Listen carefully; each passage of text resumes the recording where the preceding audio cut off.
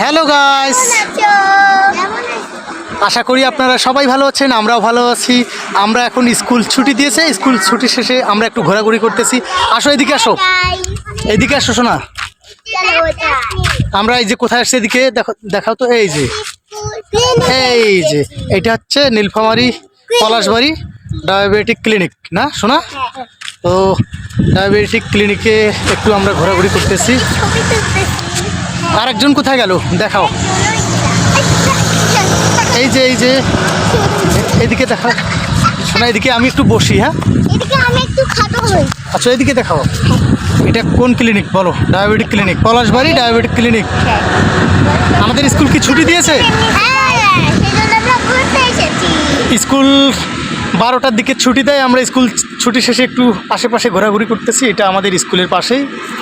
তো এটা হচ্ছে নীলফামারী সদরের পলাশবাড়ি ইউনিয়নে ডায়াবেটিক ক্লিনিক।